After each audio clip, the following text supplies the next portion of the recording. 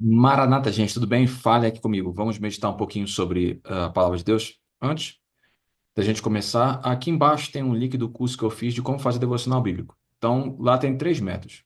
Você pode escolher qual dos métodos se encaixa melhor dentro da sua realidade, do seu cotidiano, e praticar simples assim, unindo duas realidades, oração e Bíblia dentro do mesmo contexto, para a gente poder contemplar a Cristo e ser transformado por isso, né? Bom, então, se você quiser, só dá uma chegada aqui embaixo, no link aqui embaixo, e divirta-se no seu devocional. Bom, vamos lá? Em Mateus capítulo 7, do versículo 24 até o versículo 27, Jesus vai propor uma parábola. Para a gente poder entender melhor do que se trata essa parábola, a gente precisa ter consciência de qual contexto ela está inserida. Senão a gente vai ter uma dificuldade muito grande de interpretar o texto. Essa parábola está dentro de um contexto que a gente chama de Sermão do Monte, ou Sermão da Montanha, depende de qual Bíblia que você está usando.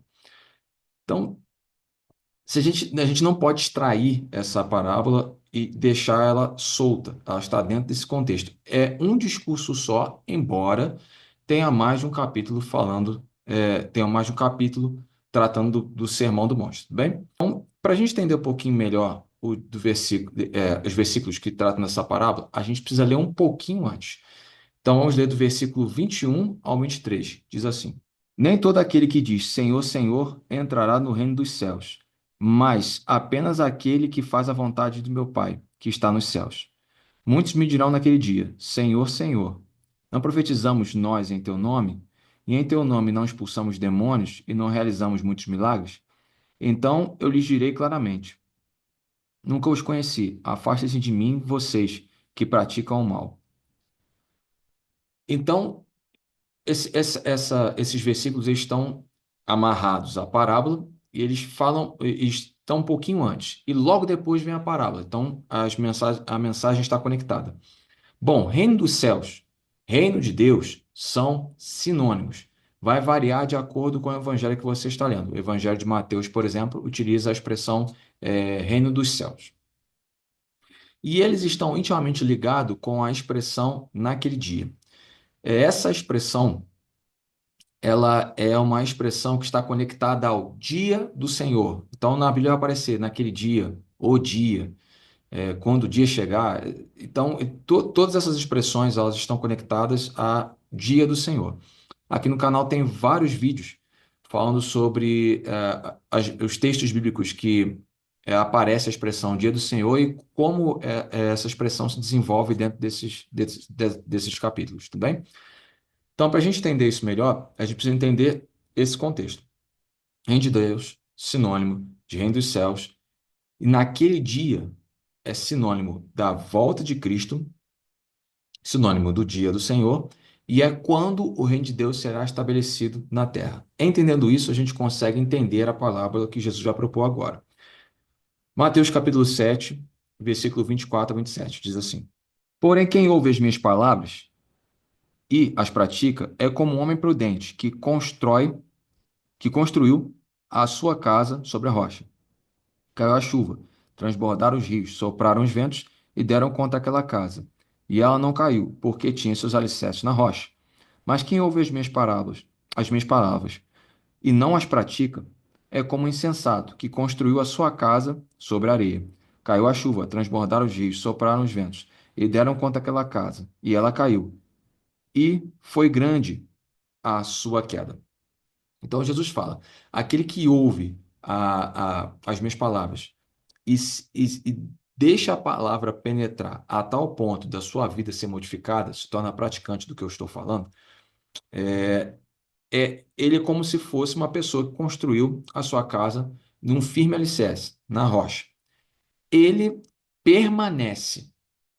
Mas aquele que não pratica, aquele que não deixa a palavra entrar, aquele que não deixa a palavra criar raiz e transformar o seu ser, ele é como um homem sensato. Vai construir a casa e a casa não vai resistir. Mas resistir a quê? Então vamos lá.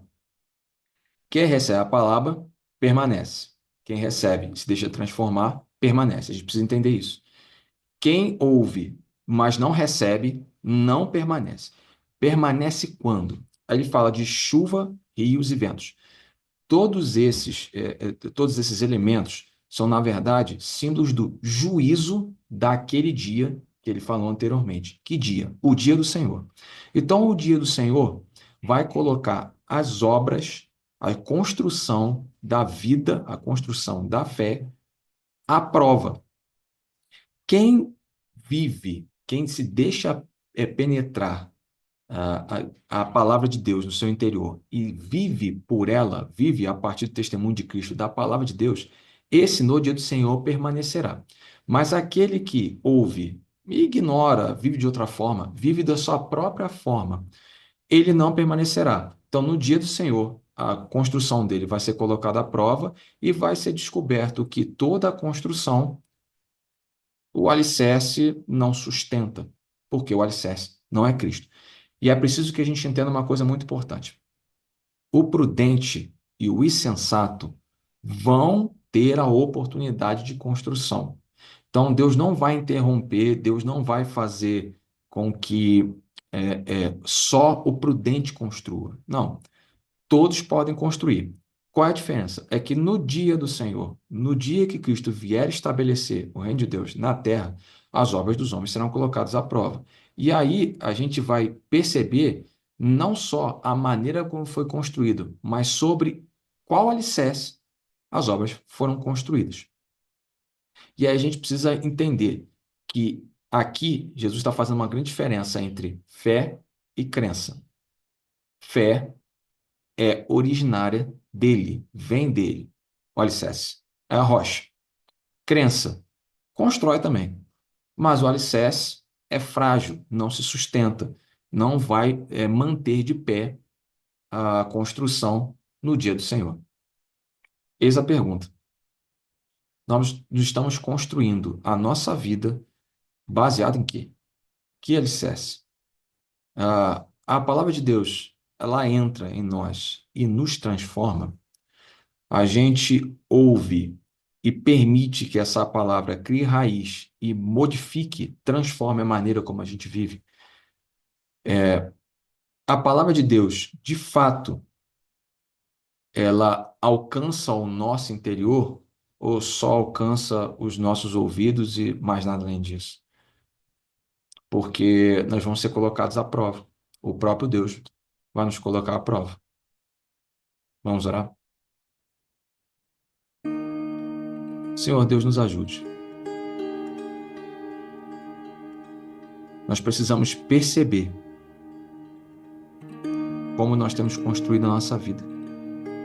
Nós precisamos perceber sobre qual alicerce nós estamos construindo a nossa vida. Nós precisamos perceber se nós estamos indo além de ouvintes da palavra, se nós estamos sendo participantes dessa palavra, se nós estamos sendo discipulados por essa palavra, se nós estamos sendo transformados pela mensagem de Cristo, se o Evangelho tem transformado quem somos.